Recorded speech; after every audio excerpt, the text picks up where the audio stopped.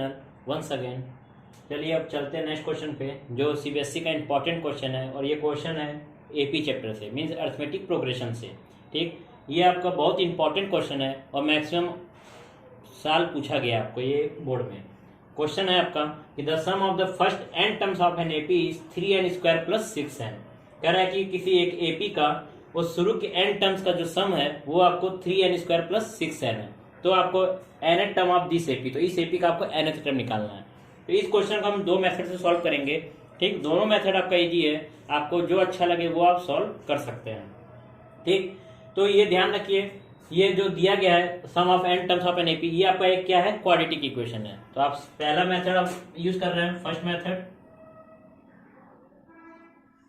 ठीक, आपको यहाँ पे दिया गया है sum of n term, means S n की वैल्यू आपको दी गई है 3n² + 6n।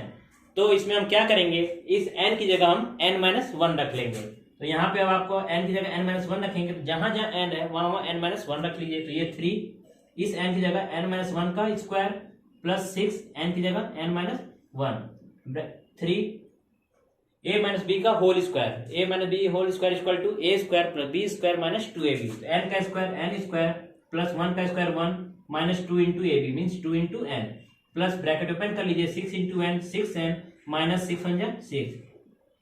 यहाँ पे ब्रैकेट ओपन कीजिए 3 × n² 3n² plus 3 × 1 3 - 3 × 2 6n plus 6n - 6। यहाँ पे देखिए ये -6n और प्लस 6n, तो ये दोनों आपके क्या हो जाएंगे, कैंसिल हो जाएंगे। तो आपका क्या बच गया, 3n² प्लस 3 और -6, एक प्लस है और एक माइनस है, तो प्लस और माइनस माइनस होता है, तो 6 में से 3 माइनस कर देंगे 3, और साइन आपका बड़े का साइन लग जाता है, तो 6 आपका बड़ा नंबर है, तो इसका हो जाएगा आपका -3। तो ये वैल्यू आ गई आपकी Sn-1 की वैल्यू। अब क्या करते हैं, ये इंपॉर्टेंट फॉर्मूला है। नाउ nth टर्म को an से डिनोट कर लीजिए, चाहे tn से डिनोट कर लीजिए। ये होता है आपका Sn-1। इस Sn में से अगर Sn-1 की वैल्यू को माइनस कर दें तो आपका क्या निकल जाता है, nth टर्म।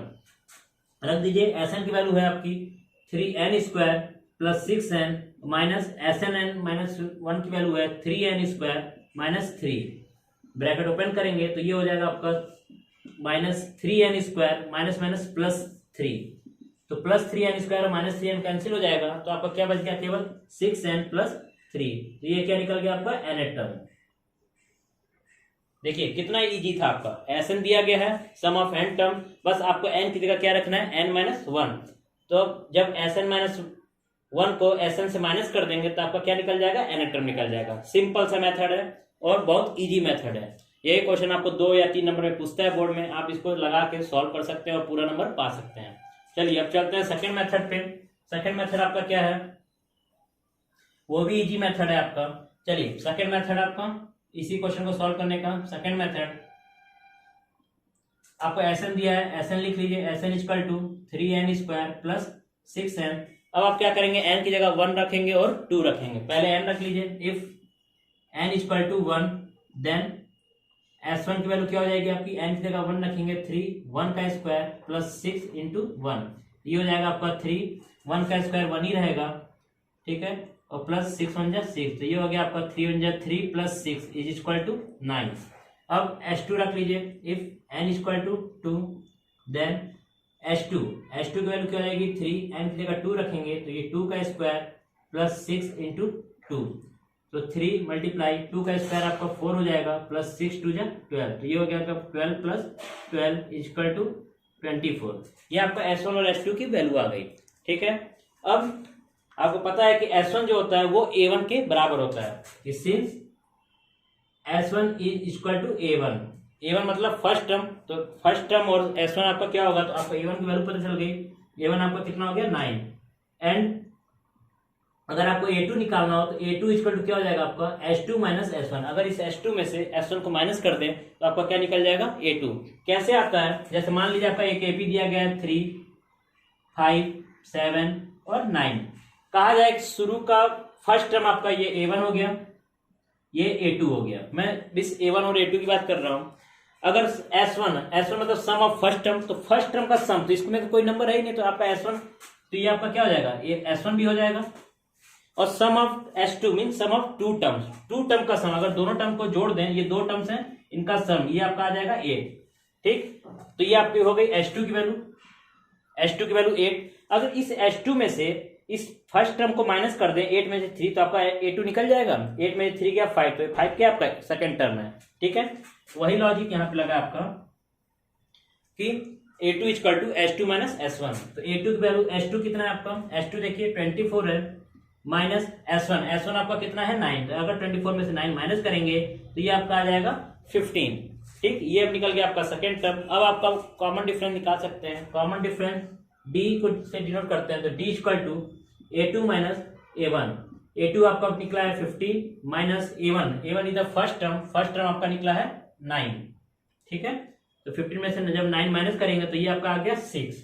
जब आपको फर्स्ट टर्म पता चल गया, कॉमन डिफरेंस पता चल गया, तो आप nth टर्म का फॉर्मूला यूज करके आप nth टर्म निकाल सकते हैं। तो nth term an equal to क्या होता है आपका a plus n minus 1 into D. ये आपका nth टर्म का फॉर्मूला हो गया। इसमें वैल्यू पुट कर दीजिए।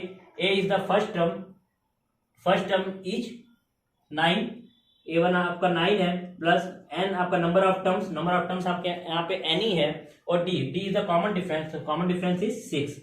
सॉल्व कर लीजिए। 9 plus 6 into n, 6n minus 1 into 6 minus 6, ये हो गया आपका 6n। 9 में से 6 माइनस करेंगे तो ये आपका आ जाएगा 3, 6n प्लस 3। तो ये भी आपका क्या निकल गया, एक nth टर्म निकल गया आपका 6n प्लस 3। आप दोनों कोई भी मेथड यूज कीजिए, आंसर आपका सेम ही आएगा, बट इजी आपको जो लगे, इजी ये भी है और इजी फर्स्ट मेथड भी था, जो आपको अच्छे से समझ में आए, जो आप इजीली सॉल्व कर सकें, उसका यूज कीजिए।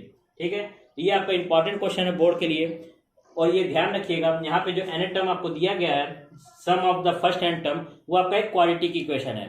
ठीक, अगर जनरली देता है कि the first n terms of an AP, तो आपको क्वालिटिक नहीं देगा, आपको 6n प्लस 3 देगा। देखिए first term of an AP है, शुरू के n टर्म्स का सम इतना दिया गया है। इसके आगे आपको फर्स्ट टर्म सेकंड टर्म निकालना हो, तो यहाँ पे n की वैल्यू 1 2 3 4 पुट करके आप a1 a2 a3 a4 निकाल सकते हैं। लेकिन अगर आपको सम ऑफ n टर्म्स आपका क्वालिटिक में दिया गया है, तो यहाँ पे आप इस मेथड का यूज कीजिए, नहीं तो Sn-1 मेथड का यूज कीजिए।